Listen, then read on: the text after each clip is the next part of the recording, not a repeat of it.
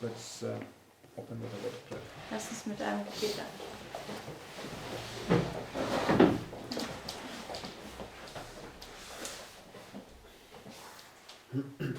Dear Heavenly Father, Lieber himmlischer Vater, thank you for this new week, danke für diese neue Woche. and I thank you that you can establish us in your word, Und ich danke dir, dass du uns etablieren kannst in deinem Wort. that we can have confidence in the events that are about to take place, Und dass wir Zuversicht in die Ereignisse haben können, die kurz davor sind zu geschehen. that we are able to determine the end by the beginning, Und dass wir in der Lage sind, das Ende durch den Anfang an zu bestimmen. and that we can warn the world with great confidence, Und dass wir die Welt mit großer Zuversicht warnen können, whether they will hear or whether they will forbear. ob sie hören wollen oder nicht. So please come and abide with us now Und bitte komm und bleibe jetzt bei uns and establish us in your word. und etabliere uns in deinem Wort. And we ask this in the name of Jesus. Und wir bitten das im Namen Jesu. Amen. Amen.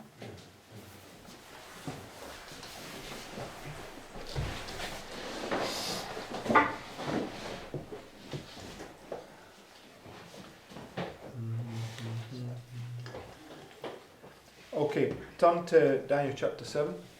Geht zu Daniel 7.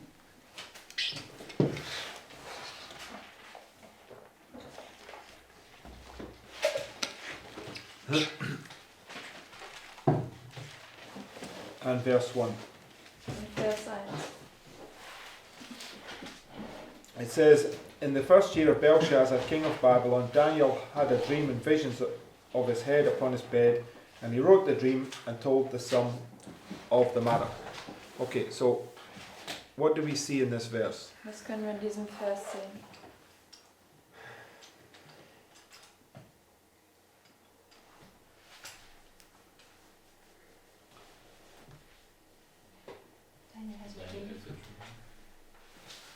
Okay, in order to get to that point, you had to jump over something else. So, um zu diesem Punkt zu kommen, dass er einen Traum hat, musstet ihr was anderes überspringen. Right, you see Belshazzar there, right? Why is that important? Und dann seht ihr das erste Jahr von Belshazzar und warum ist das wichtig? Okay, that's also my thought, but I don't fully understand it, but Mark's Belshazzar there, right? Das wäre dann das zweite Sonntagsgesetz und das würde ich ihm so verstehen, aber ich bin mir auch noch nicht sicher darüber, was markiert halt Belshazzar. Okay, so go to Daniel 8 and verse 1. Gehen wir zu Daniel 8 und Vers 1. It says, in the third year of the reign of King Belshazzar, a vision appeared unto me, even unto me Daniel, after that which appeared unto me at the first.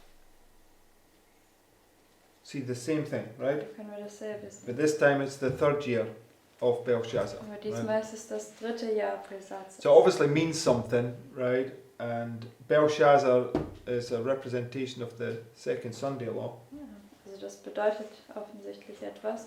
Und Belshazzar ist ein Symbol für das zweite Sonntagsgesetz. Okay, so, but in spite of that, we can know, if we just go to, it doesn't matter, we can know that based upon Revelation 13, that at least the principles that are contained in here are in both Sunday laws. Also trotzdem können wir wissen, basierend von Offenbarung 13, dass die Prinzipien davon in beiden Sonntagsgesetzen gesehen werden können. Okay, last night when we were looking at this, we were showing that the structure on both Sunday laws is exactly the same, right? Gestern Abend, wo wir uns das angeschaut haben, haben wir gezeigt, wie die Struktur in beiden Sonntagsgesetzen dieselbe ist. Okay, so anyway, let's just read on verse 2, back to Daniel 7. Weiterlesen in Daniel 7 und Vers 2. It says, Daniel spake and said, I saw in my vision by night, and behold, the four winds of the heaven strove upon the great sea. So Daniel's having this vision, right? Daniel hat jetzt die Vision. And we read, if we go back to Daniel chapter 1.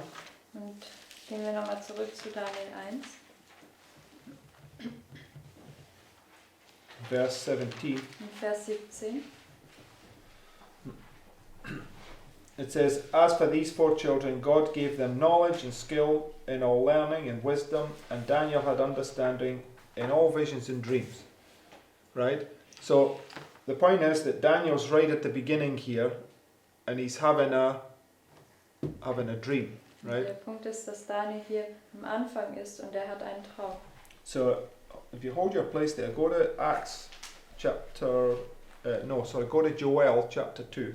Wenn ihr euren Finger hier haltet und zu Joel 2 geht,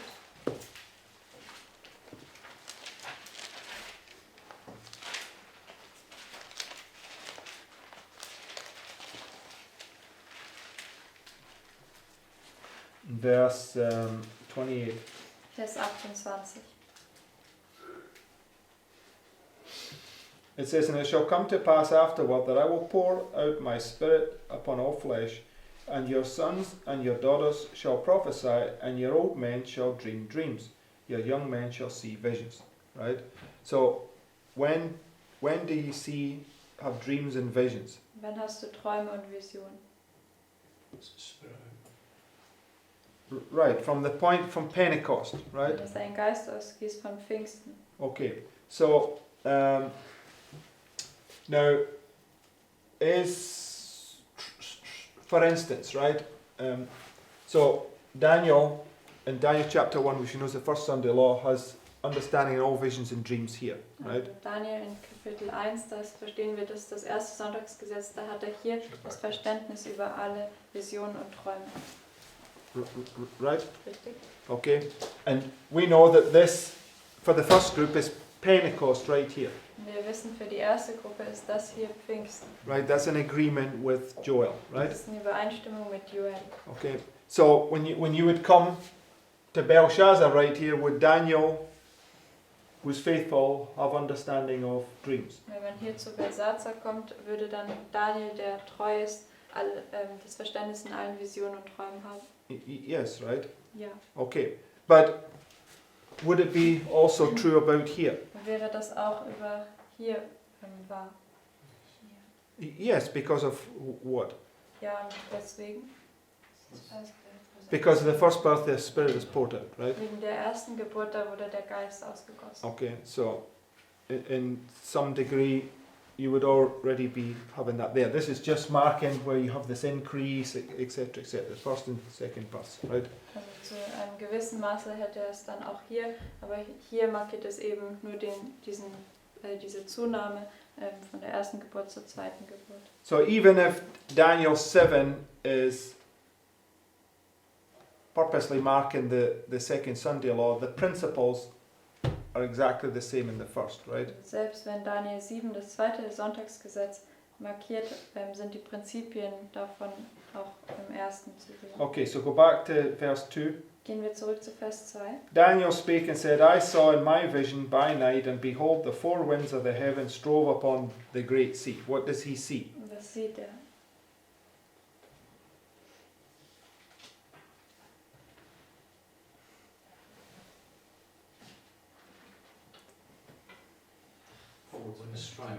He sees four winds blowing, Er right? sieht, wie die vier Winde wehen. Okay, so go to these quotes that I've posted, Geht zu den just to remind us. Zitaten, die ich gepostet habe, um Okay. uns zu erinnern. The first one from the Book of Education. Das erste ist vom Buch Erziehung. It says, the crown removed from Israel passed successively to the kingdoms of Babylon, Medo-Persia, Greece and Rome. God says it shall be no more until he come whose right it is, and I will give it him. That time is at hand, right? So we understand that you have this illustration. This is speaking about Daniel 2, right? Und wir verstehen, man hat diese Darstellung von Daniel 2 Babylon, mit Babylon, Medo-Persia, Medo-Persien, Greece, Griechenland and Rome, right? und Rom. Takes you right down to the second coming of Christ, Das right? bringt uns dann bis hinunter zur Wiederkunft Christi. Okay. It says, because it says, it shall be no more until he come whose right it is, and I will give it him. Es sagt, es wird nicht mehr sein, bis er kommt, dessen Recht es ist, und ich werde es ihm geben. So it takes you down to the second coming, Das right? bringt dich zur Wiederkunft. Now, that second coming is prefigured right here at the end of the Sunday law, right? Diese Wiederkunft ist hier am Ende des ersten Sonntagsgesetzes vorausgeschattet. Yes? Ja. Because the 7 plagues illustrate the Sunday law, or in type. Die 7 Plagen stellen im Typus das Sonntagsgesetz. And Christ comes at the end of the 7th plague, Und right? Christus kommt am Ende der 7. Plage. So, August 11th, 1840, the angel of Revelation 10 Also am 11. August 1840, der Engel aus Offenbarung 10, typifies the second coming of Christ, der schattet die Wiederkunft Christi voraus. right? As does the angel of Revelation 18, Genauso wie der Engel aus Offenbarung 18 das tut. right? And because the angel of Revelation 18, what does it represent? Weil der Engel aus Offenbarung 18, was stellt es dar? Yeah, it's Pentecost, right? It's where the Spirit is poured out, right? Stellt Pfingsten dar, wenn der Geist ausgegossen wird. But it's also the punishment upon the punishment upon Babylon, right? Das ist auch die Bestrafung über Babylon. Which is the time appointed, Und das ist right? auch die bestimmte Zeit. The end of the 1260, Das right? Ende der 1260. Yes? Ja. Okay, I'm not speaking Chinese to anybody. This is all stuff that we've done many times, right? Ich spreche ja nicht Chinesisch zu jedem, das haben wir oftmals gemacht. Okay, so in one sense, you know, when you know that when Sister White's taking it here, that these 4 kingdoms here, she's bringing it right down to the literal second coming of Christ, right? Wenn Ellen White diese Königreiche nimmt, dann nimmt sie bis hinunter zur Wiederkunft Christi. Okay, but as I say, those 4 kingdoms, right, can also be represented in the Sunday law crisis, right? Wie ich gesagt habe, diese 4 Königreiche können auch in der ersten Sonntagsgesetzkrise sein. Okay, it's one kingdom, right? Es ist ein Königreich. Right, and right here you have the end of the 7th plague, second coming of Christ, typified, marking that point where it's going to receive a punishment. And we'll see that when we go through Daniel 7, right? Und hier können wir das aber am Ende der 7. Plage vorausgeschattet werden, die Wiederkunft. Und das ist dann auch diese Bestrafung. Wir werden das sehen, wenn wir noch durch Daniel 7 gehen. Okay, but when you go to Daniel 2, for instance, Daniel is standing before the head right here, and he's telling him the head is about to fall, right? Und in Daniel 2 zum Beispiel, da steht er dann vor dem Haupt und er sagt, das Haupt ist kurz davor zu fallen. Okay, after you, he says, is going to rise another kingdom, Und right? er sagt, nach dir wird ein anderes Königreich aufstehen. So Daniel 2, in a perfect sense, is speaking about this illustration. Babylon, Medo-Persia, Greece and Rome on the big scale, right? Daniel 2 im vollkommenen Sinne spricht dann über diese Darstellung hier auf der großen Ebene. Right? And I had some thoughts that Daniel 7 was also doing the same, but it's not. It's speaking about it, the same illustration on the smaller scale. Und ich hatte einen Gedanke, dass Daniel 7 auch über diese große Ebene spricht, aber es ist nicht so, es spricht über dieselbe Darstellung, aber auf einer kleineren Ebene. Okay, and we'll look at the reasons why that is. Und wir werden uns die Gründe anschauen, warum das so ist. So, Daniel sees the 4 winds striving, right? Also Daniel sieht die 4 Winde wehen. Okay, so go back to this quote, Gehen wir zurück zu dem Zitat, the second paragraph. 2. Absatz. So she says, that time is at hand. Today, the signs of the times declare that we are standing on the threshold of great and solemn events. Everything in our world is in agitation. Before our eyes is fulfilling the Saviour's prophecy of the events to precede his coming. Ye shall hear of wars and rumours of wars. Nation shall rise against nation, kingdom against kingdom. And there shall be famines and pestilence and earthquakes in diverse places. Now where does that take us to? Wohin bringt uns das? No, those verses that we're reading there, where is it marking? Diese Verse, die wir gelesen haben, wo markiert It ist? says it there, Matthew 24, right? Ja, Matthäus 24. Okay, so Matthew 24, what does it represent? Matthäus 24, was stellt es dar? It's the second Sunday law, Das right? ist das zweite Sonntagsgesetz. Okay, so if it was just, so now, when she takes it here, is she referring to the second Sunday law? Wenn sie das hier nimmt, bezieht sie sich auf das zweite Sonntagsgesetz? No, can't be, because the head of gold is here at the first Sunday law. Nein, es kann nicht sein, weil das Haupt aus Gold ist hier bei dem ersten Okay, so she Sonntagsgesetz. just proves this point that although Matthew 24 is specifically or perfectly speaking about the second Sunday law, the exact same principles are applied at the first, right? Sie beweist hier eigentlich diesen Punkt, dass obwohl Matthäus 24 über das zweite Sonntagsgesetz spricht, können dieselben Prinzipien auch im ersten gesehen werden. Right? Richtig. Okay, next paragraph. Next paragraph. Nächster Absatz. The present is a time of overwhelming interest to all living. Rulers and statesmen, men who occupy positions of trust and authority, thinking men and women of all classes, have their attention fixed upon the events taking place about us. They are watching the strained, restless relations that exist among the nations. They observe the intensity that has taken possession of every earthly element, and they recognize that something great and decisive is about to take place, that the world is on the verge of a stupendous crisis. Which crisis is she referring to there? Auf welche Krise bezieht sie sich da?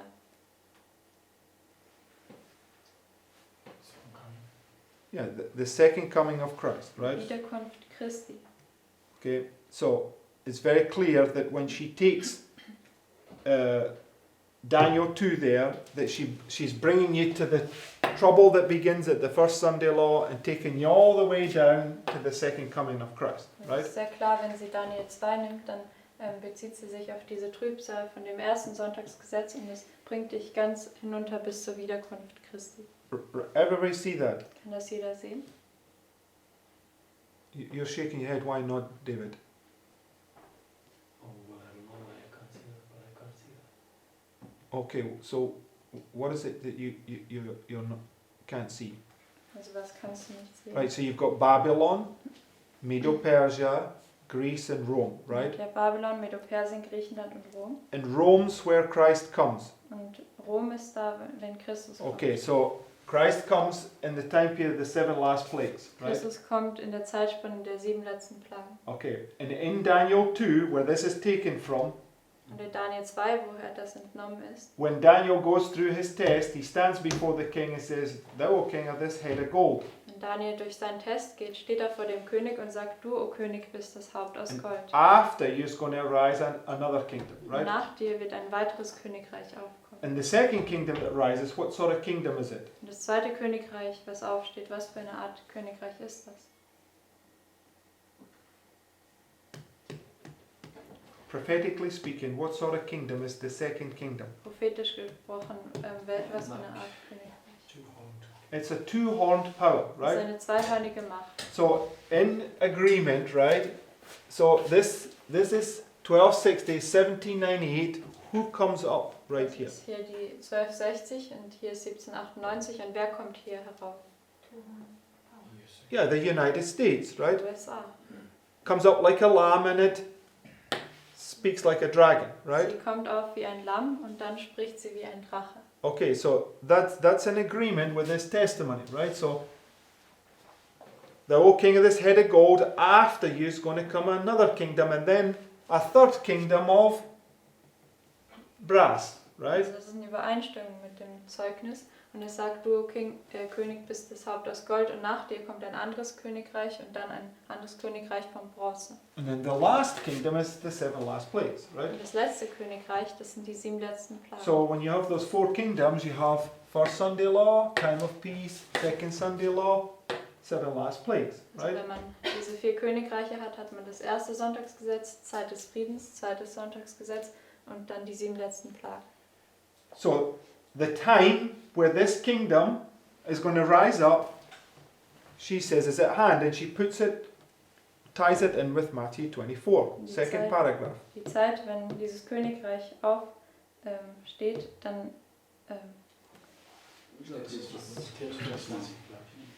okay, also die Zeit, wenn dieses Königreich aufsteht, das markiert sie jetzt hier mit Matthäus 24 zusammen und das, it's speaking. Sorry. She ties it in with Matthew 24. Which kingdom is this then? I didn't it's one kingdom. It's not which kingdom. This is one kingdom. It's representing the last kingdom, right? Also es ist das letzte Königreich. Es ist ja ein Königreich, das aufstehen wird. We're not looking at this literally. We're looking at it spiritually, right? Wir schauen das ja nicht buchstäblich an, sondern geistlich. So every single one of those kingdoms, Babylon, Medo-Persia, Greece, and Rome, what were they? Jedes einzelne von diesen Königreichen, was waren sie? They're empires, right? Waren Imperien. It's speaking about the phases that this last world empire is going to go through, right? Weltreiche, und das spricht eben über diese letzten Phasen, durch das das letzte Weltreich durchgehen wird. Okay, when the deadly wound is healed, how many kingdoms of the world wander after the beast? Und wenn die tödliche Wunde geheilt ist, wie viele Königreiche der Welt wundern dem Tier nach? Oh, it's worldwide, right? Alle, das ist It's an weltweit. empire, Es ist right? ein Weltreich. One king or one kingdom ruling over all the kingdoms, right? Ein Königreich, das über alle Königreiche herrscht. Okay, and it's phases, right? Gold, silver, brass, iron. It's phases of, because Und das sind die Phasen, also Gold, Silber, Bronze und Eisen. okay, because God deals with what? Weil Gott handelt mit was? Men and nations the same. Mit Menschen und Nationen auf dieselbe Art und Weise. Okay, so when you get to iron, what is your probation? Wenn du zu Eisen kommst, was ist mit deiner Gnadenzeit? Closed, Sie ist geschlossen. right?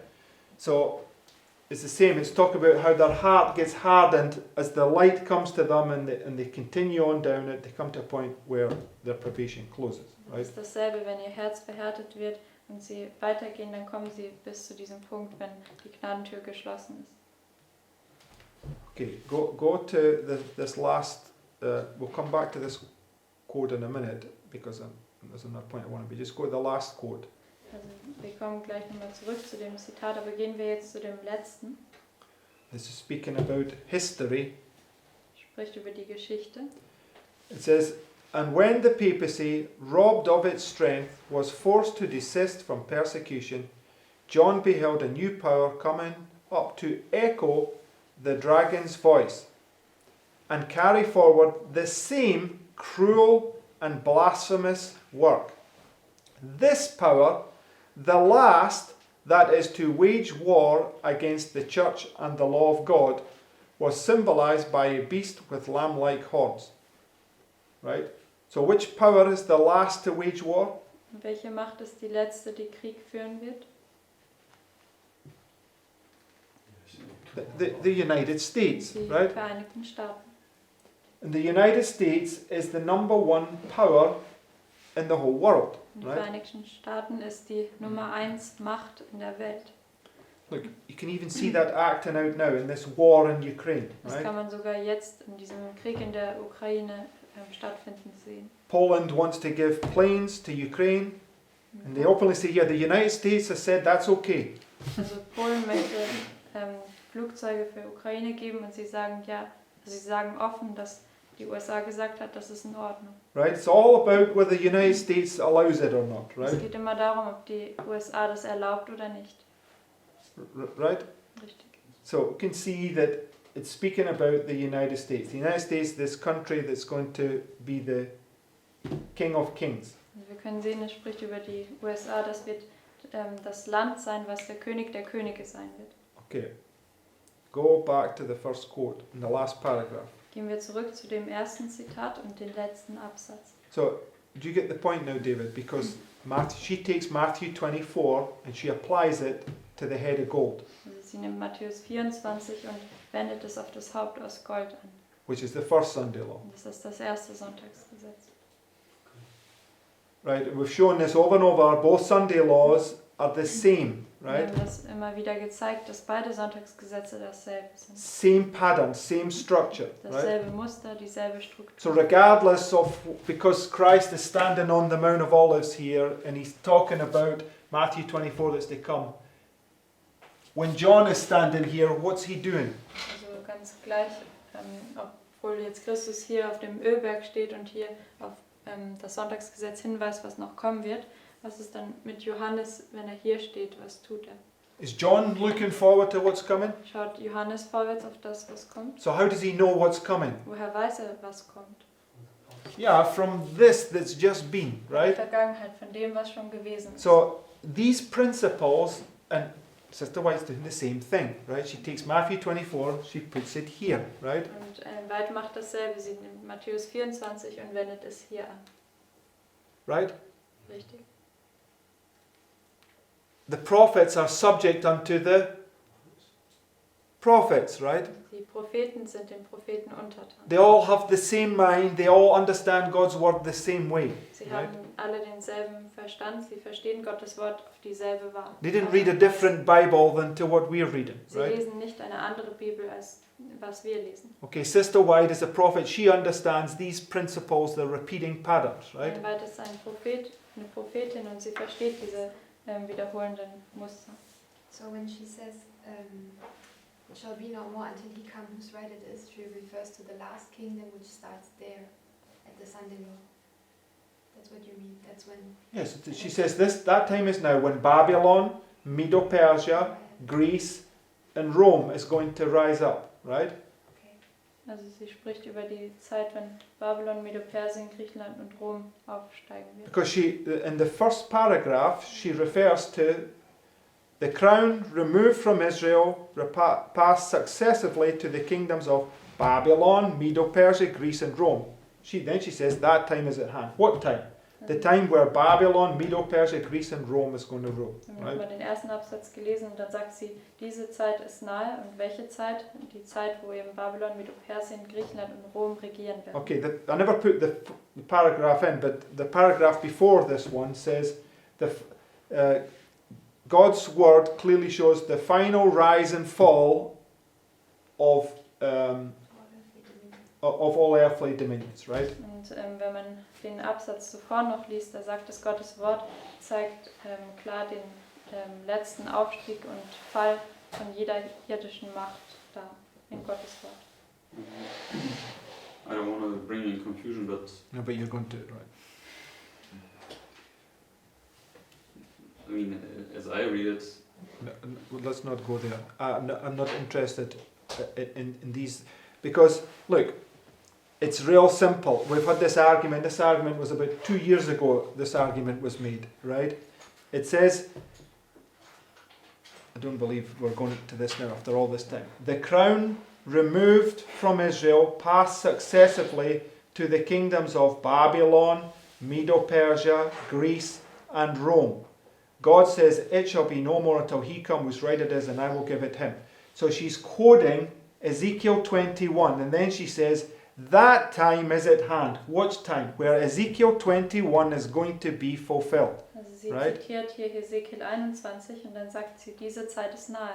Und welche Zeit? Ja, die Zeit, wenn Hesekiel 21 sich erfüllen wird. but the next word says today, right? So she's standing Yes. right there where Ezekiel 21 is already. Yes, and where is she? She's standing at the Sunday law. Oh, she's not standing at the Sunday law. She's talking, Prophetically, yes. no, prophetically, but she's standing in her time. So where is she? Hier steht prophetisch am Sonntagsgesetz, aber in ihrer Zeit, wo ist sie? That's a natural historical. It hasn't. Let's just deal with this point. I'm asking you, where is she Wo, in ist, her time? Where was the Sunday law prefigured? wo wurde das Sonntagsgesetz vorausgeschattet? I mean, I know what you want to say, but that's also not. Let's not go there, because you're just going to destroy the whole narrative, and that proves the point that you're just wrong, right? So it says, right, that just go to the next quote, Geht zum nächsten Zitat. because she's just quoted in there Matthew 24, right? Sie hat gerade dort Matthäus 24 zitiert. Yes. Yeah. So it comes to the next point. It says, this view was given in 1847 when there were but very few of the Advent brethren observing the Sabbath. Was that in her time? War das in ihrer Zeit? Yes, so let's read it, right? Ja, lass uns das lesen. And of these but few supposed that its observance was of sufficient importance to draw a line between the people of God and unbelievers. Now the fulfillment of that view is beginning to be seen. The commencement of that time of trouble here mentioned does not refer to the time when the plagues shall be poured out. So it's not referring to this time, right? Es bezieht sich nicht auf diese Zeit. Let's, brothers and sisters, pay attention, because I'm not doing this for my sake, right? Also bitte seid aufmerksam, ich mache das ja nicht um meinetwillen. So it's not speaking about the 7 last plagues, right? Spricht ja nicht über die 7 letzten Plagen. Okay. But to a short period just before they're poured out, while Christ is in the sanctuary. So it's during the Sunday law crisis, right? Also, She's referring to, So right? bezieht sich hier auf, dass es während des Sonntagsgesetzes ist. At that time, while the work of salvation is closing, trouble will be coming on the earth, and the nations will be angry, yet what? Held in check. So what's she referring to? Sie werden in Schach gehalten und auf was bezieht sie sich? She's referring to Matthew 24, Sie bezieht right? sich auf Matthäus 24. Everybody, either agreement or disagreement, because if you're in disagreement, I don't know what you're reading. Also Right. ist jeder in Übereinstimmung. Wenn ihr nicht seid, dann weiß ich nicht, was ihr lest. Right? So, she's referring to a time of trouble as such as Matthew 24, right? Also sie bezieht sich auf die Zeit der Trübsal wie in Matthäus 24. Amen? Amen. Okay. So, when she refers to Matthew 24, that time of trouble, it's not the 7 last plagues, which is the 4th kingdom, right? Also wenn sie sich auf Matthäus 24 bezieht, dann ist es nicht die 7 letzten Plagen, das 4. Königreich. And it says that the nations are angry, yet what? Held in check. Es sagt, Right. die Nationen sind zornig, aber in Schach gehalten. So go back now to the first quote. Gehen wir jetzt nochmal zurück zu dem ersten Zitat. So, second paragraph. Zweiter Absatz. That time is at hand. Today, the signs of the times declare that we are standing on the threshold of great and solemn events. So where is she? She's at that time of trouble, which is not the 7 last plagues, Also wo right? ist sie? An der Zeit der Trübsal, die nicht die 7 letzten Plagen ist. And just go to the last paragraph. Geht zum letzten Absatz. Angels are now restraining the winds of strife. So what's that marking? Was markiert das? The nations are angry yet held in check, Die in der Nation sind zornig, aber in Schach gehalten. right? So all this stuff about how I read it, right? I'm tired of hearing how I read something.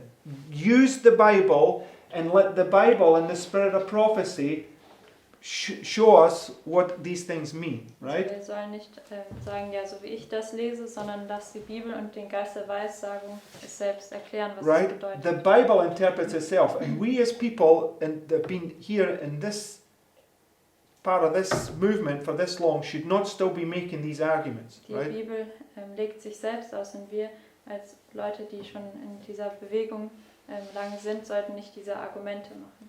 Okay, so go back to Daniel 7, right? Gehen wir zurück zu Daniel 7, And verse 2.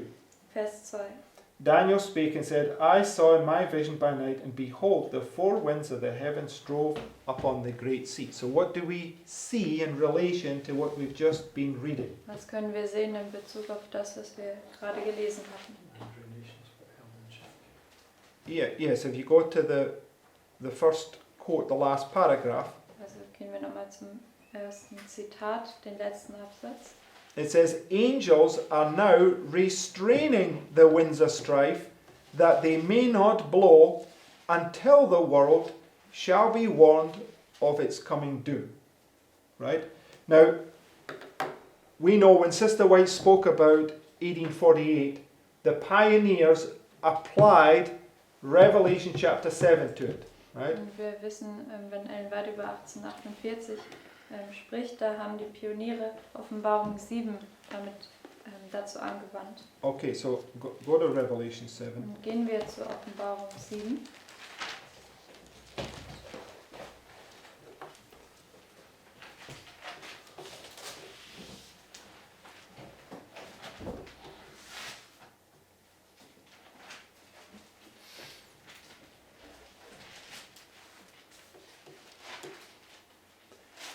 It says, and after these things I saw 4 angels standing on the 4 corners of the earth, holding the 4 winds of the earth, that the wind should not blow on the earth, nor on the sea, nor on any tree.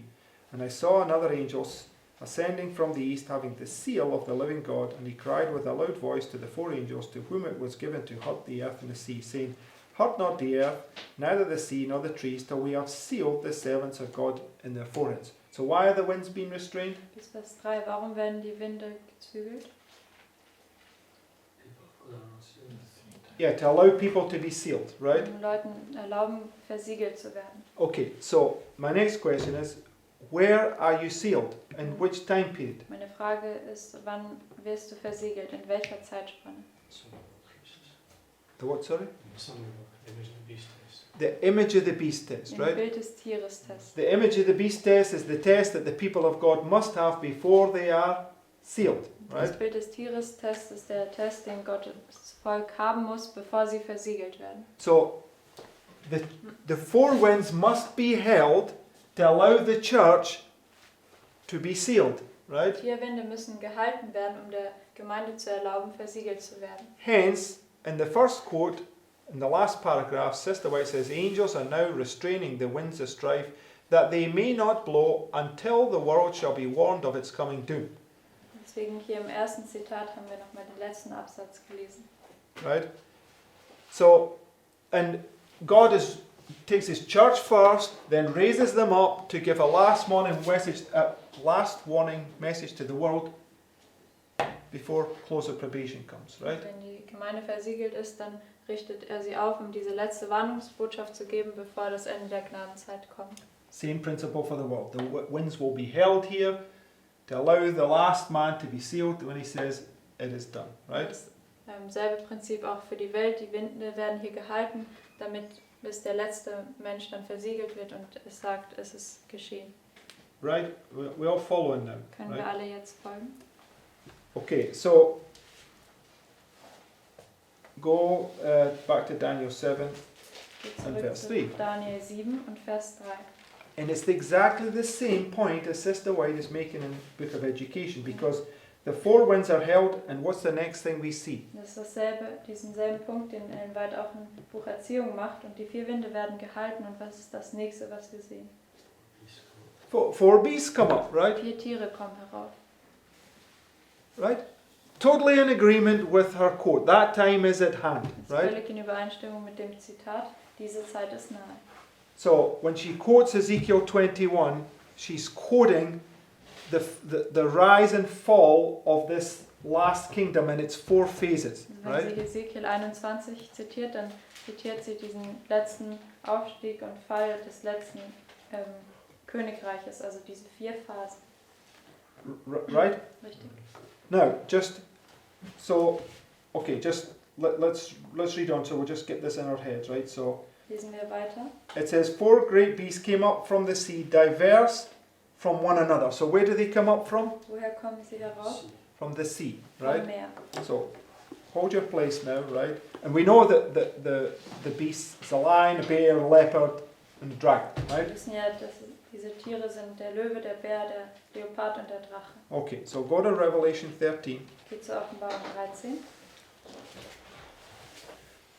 In Revelation 13, historically speaking, about 538 to 1798, at least these first verses, right? Offenbarung 13, historisch gesehen, sprechen über 538 bis 1798, also zumindest die ersten Verse. Right. So it says, and I stood upon the sand of the what? Sea, Stand right? am Sand des Meeres. And saw a beast rise up out of the sea, having 7 heads and 10 horns. So John is having a vision, right? Johannes hat eine Vision. About a beast coming up out of the sea, right? Ein Tier, das aus dem Meer kommt. Right? Richtig? And having 7 heads and 10 horns, and upon his horns 10 crowns, and upon his heads the name of blasphemy. And the beast which I saw was like unto a leopard, and his feet were as the feet of a bear, and his mouth as the mouth of a lion, and the dragon gave him his power, seat, and great authority. So what do we see? Vers 2, was sehen wir? The same four entities that Daniel saw coming up out of the sea. Right? Dieselben 4 Mächte, die auch Daniel aus dem Meer heraufkommen hat sehen. And these four entities, right, are symbolic of 538 to 1798, right? Und diese 4 Mächte sind symbolisch für 538 bis 1798. Right, so prophetically speaking, which Sunday law do they represent? Und prophetisch gesprochen, welches Sonntagsgesetz stellen sie dar? The first, right? Das erste. Because in verse 3 it says, Weil in Vers 3 sagt es, and I saw one of his heads as it were wounded to death. There's the end, right? also da ist das Ende, wenn es verwundet wird. And his deadly wound was healed. So what do we see in this one verse? Und seine tödliche Wunde wurde geheilt. Was können wir also in diesem einen Vers sehen? And the beginning. That's not a good explanation. It's we see the beginning of the time of peace and the end of the time of peace. That's what it's marking, right? Das ist eben den Anfang der Zeit des Friedens und das Ende der Zeit des Friedens. Okay, is there another verse like that? Gibt da noch einen weiteren Vers wie dieser? Yes, verse 11. Go to verse 11, right? Vers 11 geht dahin. Because verse 11 says, I Vers 11 beheld another beast coming up out of the earth. Where does he do that? Wo kommt er herauf? At the end of the 1260, right? Am Ende der 1260. Beginning of the time of peace, right? Am Anfang der Zeit des Friedens. And he had two horns like a lamb, and he spake as a dragon. That's now the end of the time of peace, beginning of the next Sunday law, Er sprach right? dann wie ein Drache. Das ist das Ende der Zeit des Friedens und Anfang des nächsten Sonntagsgesetzes. So, what sort of, according to Revelation 13:11, what sort of power comes up here? Und gemäß Offenbarung 13, Vers 11, was für eine Art Macht kommt hier herauf? Which power comes up, David? Was für eine Art Macht? Two-horned power, right? Eine zweihörnige Macht. Is that now in agreement with what Sister White marked in that quote we read? Ist das jetzt in Übereinstimmung mit dem, was Ellen White in diesem Zitat markiert hat, was wir gelesen Right, haben? she says, Babylon, Medo-Persia. What sort of power is Medo-Persia? Weil sie sagt Babylon, Medo-Persien. Was für eine Art Macht ist Medo-Persien? Two-horned power, Eine right? zweihörnige Totally Macht. in agreement, Das right? ist völlig in Übereinstimmung. Okay, so got to look at these things very closely, Wir right? müssen uns diese Dinge sehr genau anschauen. So when you go back to Revelation 13, the first few verses, Gehen wir zurück zur Offenbarung 13 und die ersten paar Verse. it shows us that these four beasts are marking the first Sunday law, Es right? zeigt uns, dass diese ersten 4 Tiere, diese 4 Tiere das erste Sonntagsgesetz markieren. Right? So, just like Matthew 24, which is prophetically in the Bible speaking about the second Sunday law, Genauso wie Matthäus 24, was prophetisch in der Bibel das zweite Sonntagsgesetz markiert. Sister White takes it and applies it at the first Sunday law because it's the same, exactly the same pattern and principles, Dann right? nimmt Ellen White das selbe und wendet es auf das erste Sonntagsgesetz an, weil es sind genau dieselben Muster und Prinzipien. So, likewise, Daniel 7, we see, is shown by Revelation 13, is also principally applied at the first Sunday law, right? Deswegen auch Daniel 7, das wird gezeigt auf Offenbarung 13, ist dann auch vom Prinzip gezeigt in dem ersten Sonntagsgesetz. Yes? Ja? What do you mean when you say by principle? That it's I mean, the Bible, there's principle and prophecy, right? Also, was bedeutet, dass es nur vom Prinzip ist? Weil es gibt ja in der Bibel Prinzip und Prophetie. So if I follow the prophetic narrative, Matthew 24 is speaking about this Sunday law, and then if you just follow the narrative from here to here, it takes you from the beginning of the Sunday law to the end of the seven last plagues, right? Wenn man die Prophetie von der Bibel nimmt, dann kann man sehen, Matthäus 24 spricht dann hier von dem zweiten Sonntagsgesetz hinunter bis zu den 7 letzten Plagen. However, Sister White also takes the seven last plagues and sticks them on top of the Sunday law, Aber right? Ellen White nimmt ja auch die 7 letzten Plagen und legt sie über das Sonntagsgesetz. There's nowhere in the Bible where you can now take Matthew 24 and put it here. Nirgendwo in der Bibel kannst du Matthäus 24 nehmen und es hier hinsetzen. But when you understand that the first Sunday law is prefiguring the second, the principles the exact same principles and narrative that's laid in Matthew 24, you can apply in the first Sunday law, right? Wenn du verstehst, dass das erste Sonntagsgesetz das zweite vorausstattet, oder ja, dann kannst du dieselben Prinzipien nehmen und dann auch bei dem ersten Sonntagsgesetz. That's what I mean by you principally take it and stick it on the first one, right? Deswegen meine ich eben, dass du also vom Prinzip her das von dem zweiten nehmen kannst und das auch auf das erste legen. Okay, so Revelation 13, prophetically, the 4 beasts are in the first Sunday law, right? Also in Offenbarung 13, prophetisch, sind diese 4 Tiere im ersten Sonntagsgesetz. Daniel 7, as we look at it, is applying, or because of Belshazzar there, would apply to the second Sunday law, Und right? Daniel 7, weil es hier Belshazzar erwähnt, ist es dann anzuwenden auf das zweite Sonntagsgesetz. But principally, because of Revelation 13, you can take it and place it on the first Sunday law. Aber Right? vom Prinzip her, wegen Offenbarung 13, kannst du es nehmen und auch auf das erste Sonntagsgesetz anwenden. Right? Richtig?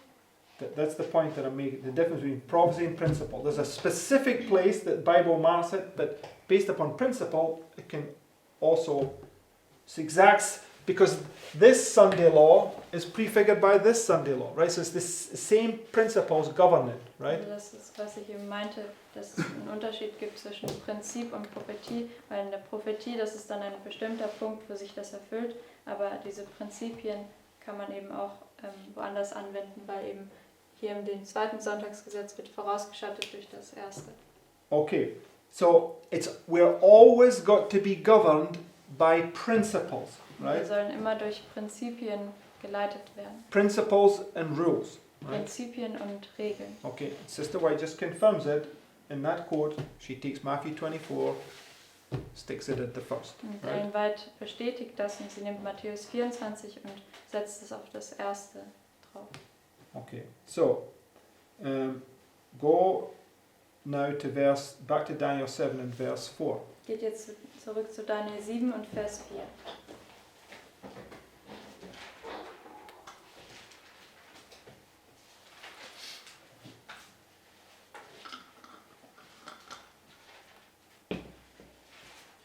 And we looked at this point the other day, right? It says, Wir haben uns das letztens angeschaut. the first was like a lion and had eagle's wings.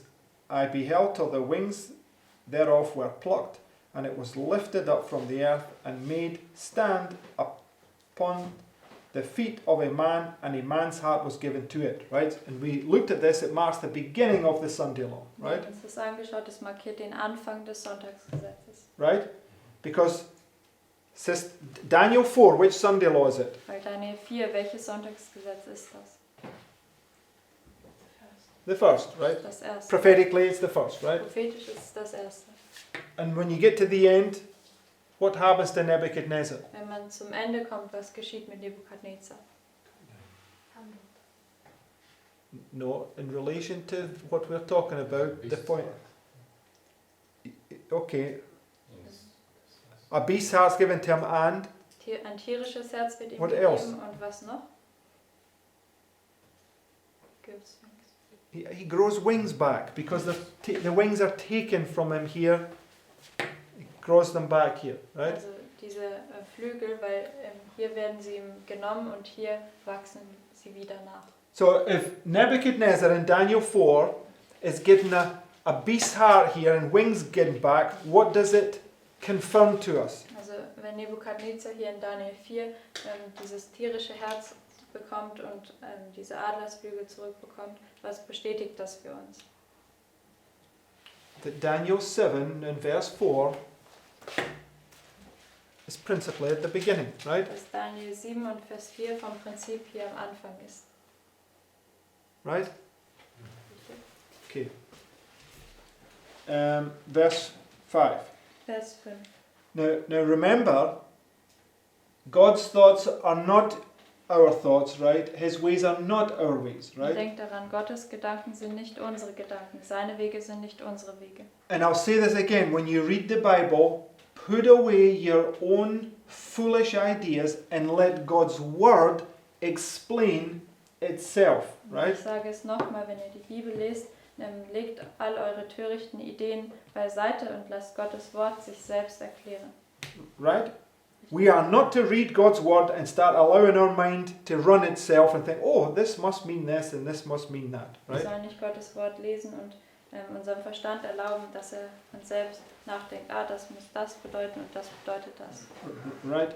Because when we do that, we are putting trust in self and not in God who explains it to us, right? Weil wenn wir das tun, dann legen wir unser Vertrauen in uns selbst und nicht in Gott, der das uns erklären soll. Because when you come to verse 5, Weil wenn wir zu Vers 5 kommen, it says, and behold, another beast, a second like to a bear, and it raised itself up on one side, and had 3 ribs in the mouth of it between the teeth of it. And they said thus unto it, arise, devour much flesh. Right? So, if we were to take, let's say, look, Daniel 2 for instance, is the same 4 kingdoms, right? Daniel 2 zum Beispiel sind es ja dieselben 4 Königreiche. Right. And this is one of the reasons why I know Daniel 7 is shown the smaller fractal. Das Right? ist eines der Gründe, warum Daniel 7 das kleinere Fraktal zeigt. If you were just to if you were to take this now and parallel it with Daniel 2, Babylon, Medo-Persia, Greece and Rome, Wenn man das jetzt nehmen würde und parallel setzen würde mit Daniel 2, also Babylon, Medo-Persien, Griechenland und Rom, you would be saying that the first beast, the lion with wings here, and then the second beast arises here and devours much flesh. und dann würde Right. man ja sagen, dass der Löwe hier dieses erste Tier ist und danach kommt das zweite Tier und verzehrt viel Fleisch. Right? Would that be in agreement with the prophetic narrative? Wäre das in Übereinstimmung mit der prophetischen Erzählung? Jennifer, would it be in agreement? Wäre das in Übereinstimmung? I'm sorry, I wasn't. Okay, okay. If I was to take Daniel 7 now, right, and you got a lion with wings, and then come to the second beast, right? Wenn man Daniel 7 nehmen würde, das damit parallel setzt, man hat einen Löwen mit Flügel und dann kommt das zweite Tier. Right, which it says, I beheld another beast, a second like to a bear. It raised itself up on one side, and it had 3 ribs in the mouth of it between the teeth of it. And they said thus unto it, arise, devour much flesh. Would that be in agreement? Wäre das in Übereinstimmung? No. Why not? Nein, warum nicht? It's a little time of peace. Yeah, because it's in a time of peace. For first point, right? Weil zuallererst ist es in einer Zeit des Friedens. Also, how do we study? Und auch, wie studieren wir? Line upon line, right? Linie auf Linie. So we got to bring all the evidence together, and when you can prove your theory without a contradiction, then you know you have the truth, right? Man muss alle Sachen zusammenbringen und dann, wenn man die Theorie ohne einen Widerspruch formulieren kann, kann man wissen, dass es die Wahrheit ist. First thing is Revelation 13, which is the complement to the book of Daniel. Und zuallererst Offenbarung 13, was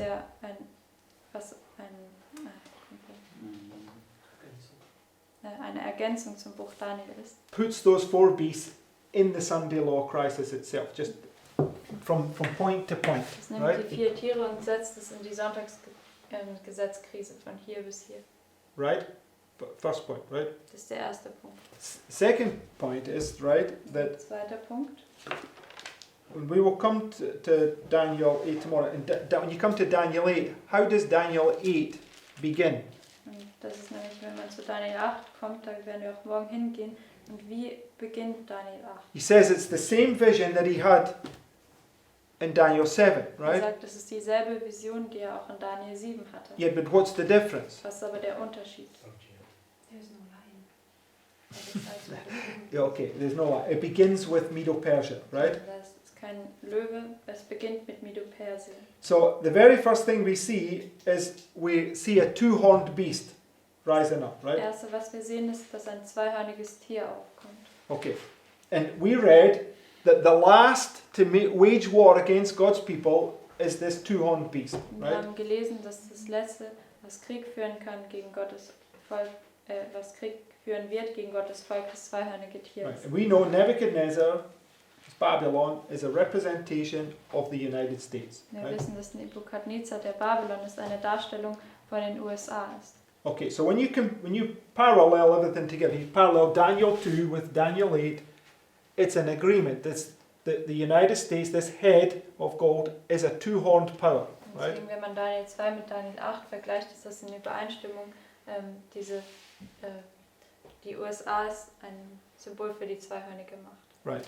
And then we go to 1 Kings 17, Dann gehen wir noch zu 1. Könige 17. and there's a nice point here. Das ist ein schöner Punkt hier. Not 1 Kings, sorry. Is it? Ähm, No, 1 Samuel 17, excuse me. In 1. Samuel 17.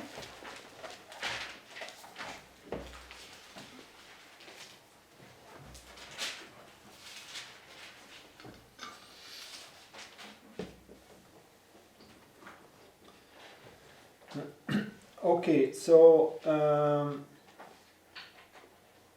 let's just begin in verse 1. Fangen wir in Vers 1 an. It says, Now the Philistines gathered together their armies to battle, and were gathered together at Shochoh, which belongeth to Judah, and pitched between Shochoh and Azekah in Ephes Dammim. And Saul, the men of Israel, were gathered together and pitched by the valley of Elah, and set the battle in array against the Philistines. And the Philistines stood on a mountain on the one side, and Israel stood on a mountain on the other side, and there was a valley between them. And there went out a champion out of the camp of the Philistines, named Goliath of Gath, whose height was 6 cubits and a span. And he had a helmet of brass upon his head, and he was armed with a coat of mail, and the weight of the coat was 5,000 shekels of brass. And he had greaves of brass upon his legs, and a target of brass between his shoulders. Okay, and the staff of his spear was like a weaver's beam, and the spear's head weighed 600 shekels of iron, and one bearing a shield went out before it. So, what do we see here? Bis Vers 7, was können wir sehen? We see this giant, right? Wir können diesen Riesen sehen. And from his head to his toe, what's he covered in? Und von seinem Kopf bis zum Fuß, mit was ist er bekleidet? Brass, Mit right? Bronze. Okay, so we'll come back to that thought. No, let's deal with that thought now, right? So, Babylon, what is it? Babylon, was ist das? It's gold, right? Das ist Gold. Medo-Persia, silver, right? Medo-Persien Silber. Greece is Griechenland brass, ist right? Bronze. So, what would this be referring to? Auf was würde sich das beziehen?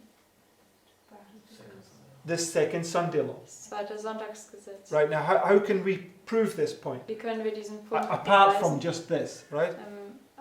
Außerhalb von dem hier. Because young David comes on the scene, right? And let's go to verse 31. Also weil der junge David kommt jetzt auf die Bühne und gehen wir jetzt zu Vers 31. And when the words were heard which David spake, they rehearsed them before Saul, and he sent for him. And David said unto Saul, Let no man's heart fail because of him. Thy servant will go and fight with this Philistine. And Saul said to David, Thou art not able to go against this Philistine to fight with him, for thou art but a youth, and he a man of war from his youth. And David said unto Saul, Thy servant kept his father's sheep, and there came a lion and a bear, and took a lamb out of the flock. What came? Was kam? A lion and a bear, Ein right? Löwe und ein Bär. And I went out after him. Okay. Now, let's put our worldly minds on, right? Also bis Vers 35, lasst uns jetzt unseren weltlichen Verstand Okay, when I read that, annehmen. that doesn't make any sense to me, Also right? wenn ich das lese, dann macht das für mich keinen Sinn. Okay? Can't do it, brothers and sisters. My thoughts are not your thoughts, right? Das können wir nicht tun. Meine Gedanken sind nicht deine. God is teaching us that the lion and the bear is a him, right? It's a one thing, right? Gott lehrt uns, dass der Löwe und der Bär er ist, also es ist eines. Okay, and I went out after him and smote him and delivered it out of his mouth.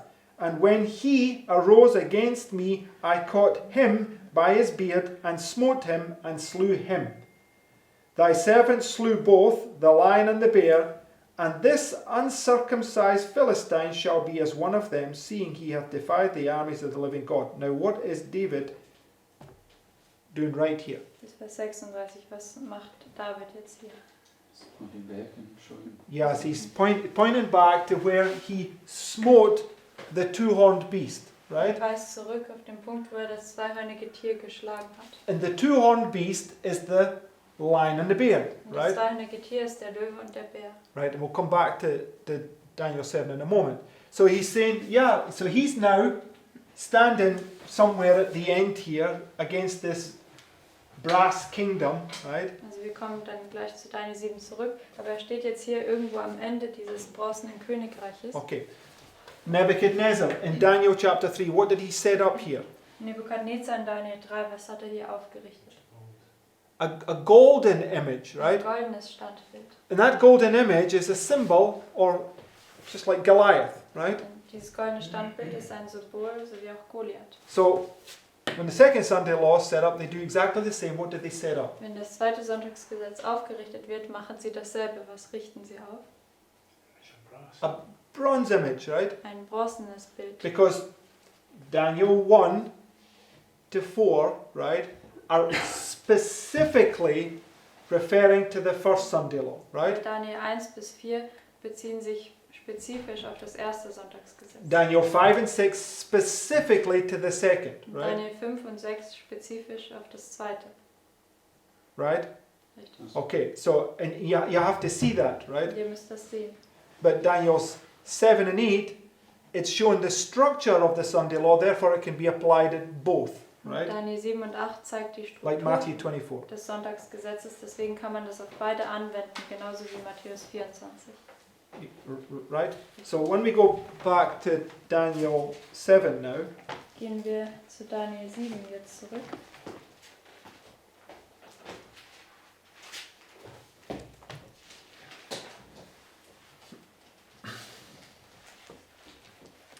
in verse 4, Vers 4.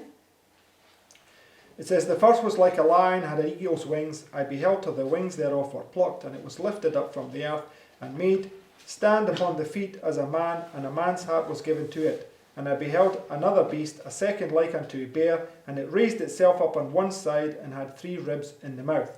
So, you have here, verse 4 and 5, you have a lion and a bear, right? Vers 4 und 5 hat man den Löwen und den Bären. And 1 Samuel 17 says the lion and the bear is one kingdom, In 1. right? Samuel 17 sagt es, der Löwe und der Bär ist ein Königreich. And specifically, verse 5, what does the kingdom do? Und spezifisch in Vers 5, was macht das? It says it raised up itself on one side, right? Es sagt, es hat sich auf einer Seite erhoben. Okay, so when you go to Daniel 8, Und gehen wir zu Daniel 8. it begins with a two-horned beast. Fängt Right? an mit einem zweihörnigen Tier. And just go to verse 3. Geht zu Vers 3. Then I lifted up mine eyes and saw, and behold, there stood before the river a ram which had 2 horns, and the 2 horns were high, but one was higher than the other. Right? So what do you see in relation to Daniel 7? Das können wir jetzt hier sehen in Bezug auf Daniel 7.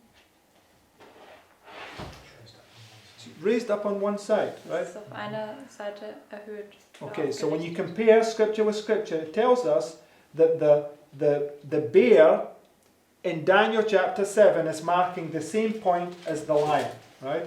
Also deswegen, wenn man Schriftstelle mit Schriftstelle vergleicht, zeigt es uns, dass der Bär denselben Zeitpunkt in Daniel 7 markiert wie der Löwe. This is why you're not to obtain a worldly education, because they take your brain out, remove it, and put it on a shelf, right? Und deswegen sollst du auch keine weltliche Erziehung annehmen, weil sie nehmen dein Gehirn und weg und legen es auf ein Regal. Otherwise, if we're from children getting correct education, we would learn to think like God, and we wouldn't have to have this reverse way of thinking plugged into our brain now, which is difficult for us because we've been trained to think a certain way, right? Wenn wir schon von Kindheit an gelehrt, also eine richtige Erziehung erhalten hätten und gelehrt würden, wie Gott, also Gottes Weise zu denken, dann hätten wir nicht so Schwierigkeiten, wie wir jetzt haben, weil wir trainiert wurden, eine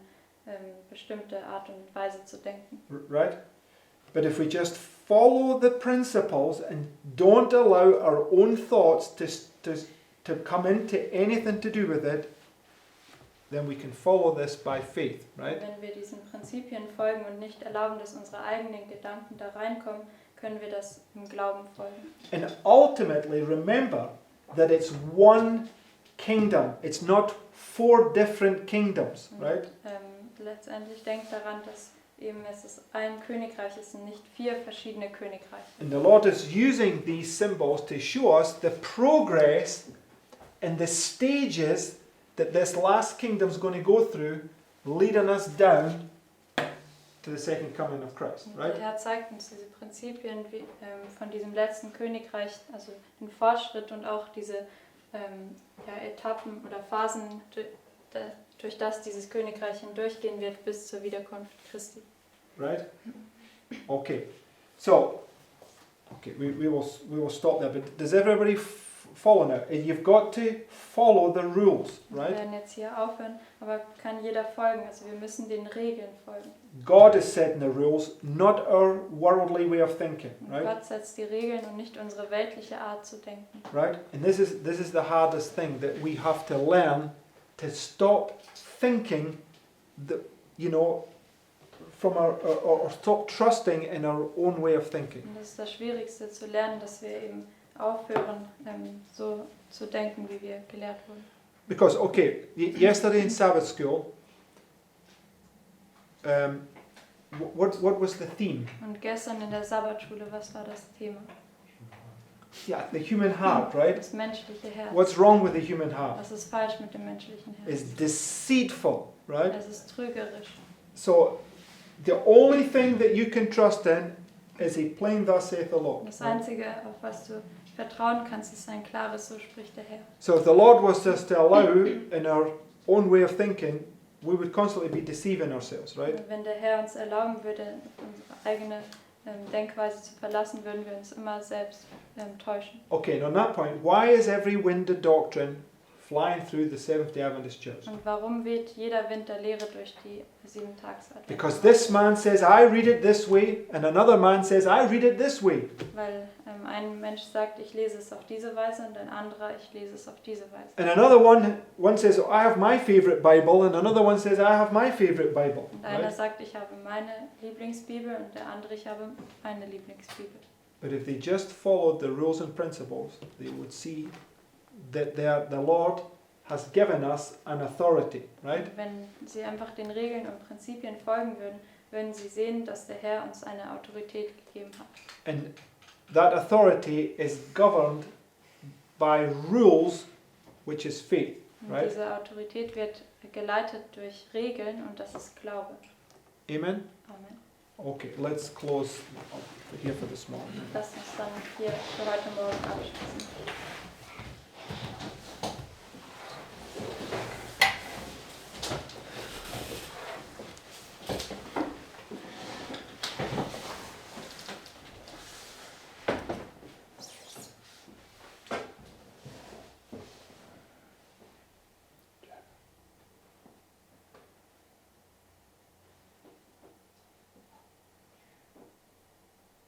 Lieber himmlischer Vater, Dear Heavenly Father, ja, ich danke dir für den erneuten Tadel, Lord, I thank you for this rebuke, dass wir unsere eigenen Gedanken nicht vertrauen können. that we cannot rely upon our own thoughts.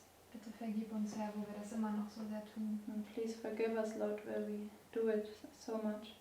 Schwester White sagt, wir sollen unsere Gedanken an die Tür der Untersuchung legen. And Sister White says we should lay our thoughts on the door of investigation. Bitte hilf uns, Herr, dass wir das lernen. Please help us, Lord, that we would learn this. Bitte hilf, dass wir uns vor dir demütigen und wirklich mit Demut und einem willigen Herzen zu verstehen, dein Wort studieren. And help us, Lord, that we would humble ourselves and that with a humble and willing heart we would study your word. Danke für all das Licht, das du uns schenkst. And thank you for the light that you are giving us. Bitte segne diesen Tag. And please bless this day Sei auch bei unseren Geschwistern, die jetzt nicht hier sind. and be with with our brothers and sisters that are not here. Im Namen Jesu. Amen. In Jesus' name, amen. Amen.